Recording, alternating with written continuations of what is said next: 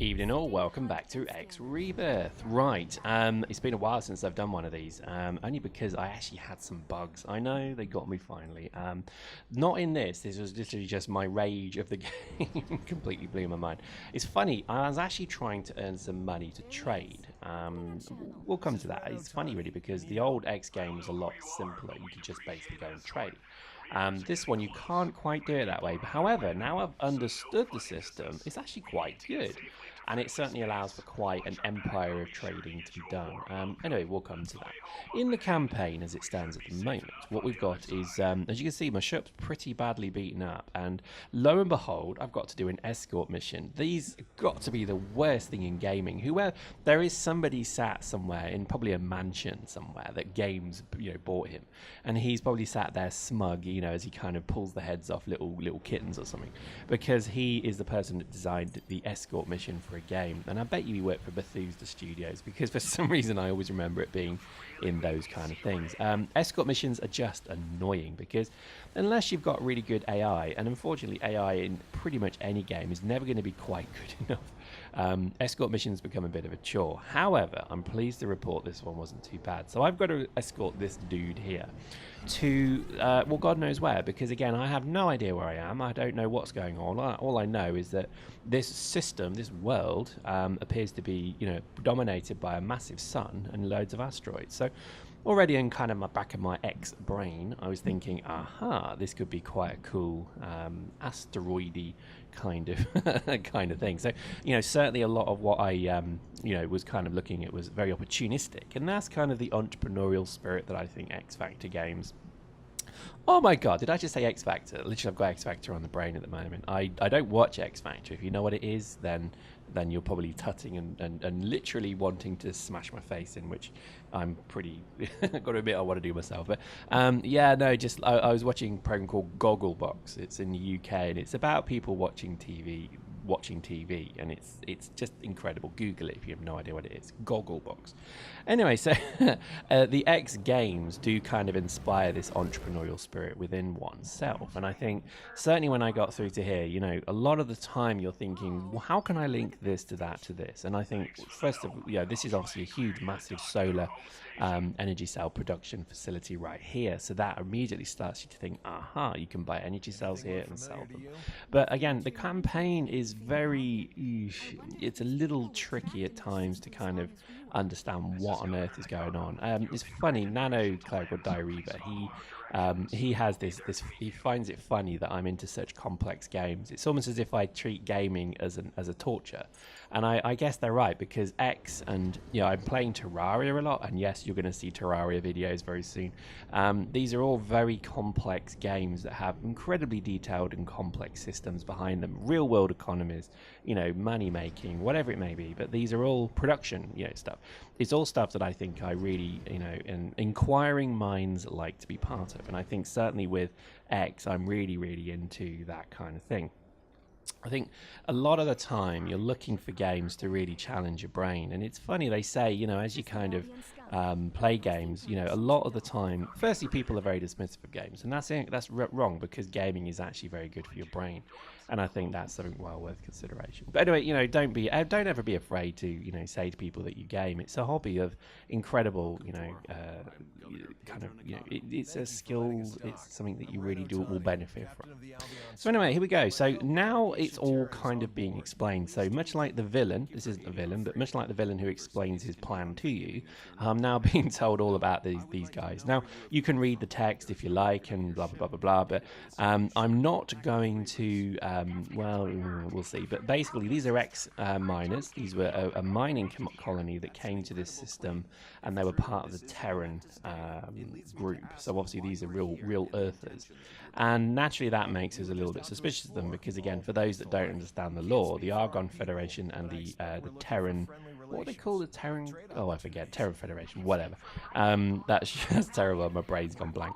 They were at war, and in Terran conflict, that was obviously what that whole piece was about. Now, as the Gate network collapsed, what happened was you had whole colonies isolated, and I think that's wonderful. I love that. And I think that's certainly something that yeah, this game is doing well, is it's showing a struggling society and civilization. And as we fly around, you'll see that all of these guys' stations are broken, they're smashed. They're at constant war with a group of other people who are trapped here called the Reavers. And I think that's really cool because, to be honest, they're creating quite a nice little backstory here. And this is their leader.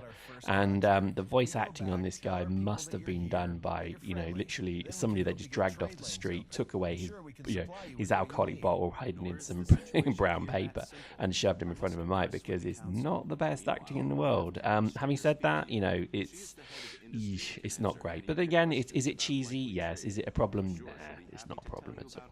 I think at the moment as well, a lot of this little interchange. So this whole video, I think, is just about setting the scene of what's really going on. So let's just to be clear, Albion Prime was the system that we've come from. We found a working gate, we jumped through, and we've now found these group of, I guess, miners or whatever we want to call them.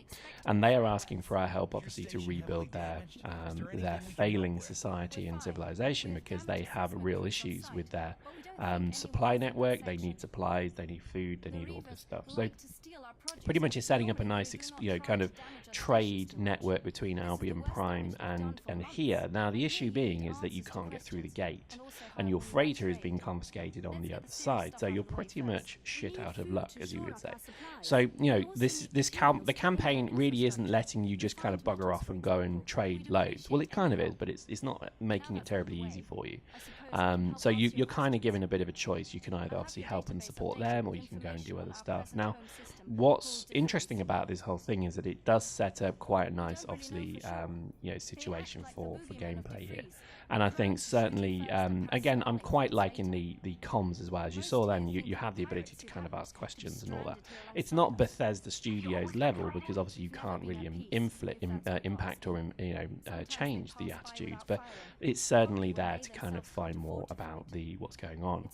And obviously, as you say, see, these guys were pretty much miners. They got stranded out here, and I love the sci-fi behind that, because if you imagine, you know, literally being stranded with only your mining gear, your kind of, you know, mining team, and the gates down, you can only imagine what these guys obviously went through. Anyway, I'm getting a bit misty-eyed only because I think this is cool. There is something quite awesome about good proper sci-fi. So in Eve, this happened as well. When the Eve gate collapsed, all of a sudden everything just went dark. All of the jump gates stopped working. Humanity was pretty much, you know, kind of destroyed. And it was all about how they came together and survived. And I love that struggle. I love the kind of, I guess I'm quite an apocalyptic fan. I love the concept of apocalypse. So I'm a big fan of Walking Dead. I'm a big fan of stuff like that. And I think, you know, certainly when it comes to the X games, I was quite intrigued how they would do this. So obviously if one gate's working, then that probably means that other gates are working as well. Anyway, so here we go. So, she's still blabbering on, but effectively what she's asking us is, can we go and build, you know, can we work with them to build a bit of an empire, you know, to sort out these guys. The Reavers are really easy to kill, and I mean, they are stupidly easy to kill. The AI in this isn't great so far. It's not terrible. There's nothing wrong with it, but they're not particularly challenging. I came across, I think, one person who's fired a missile at me, and that did a massive amount of damage, so there must be something there.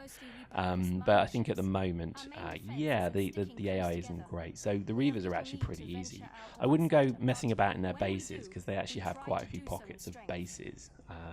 And again, the cool thing about it is it's all smashed infrastructure. It looks really cool. But there we go. So here we go. This is the cutscene that kind of introduces who these people are. And as you can see, miners obviously stranded out here when the gate collapsed. I love that concept. I think there's a really... The thing about the X games generally is they've not really given you much of a story. Generally, it's just a massive sandbox and go play.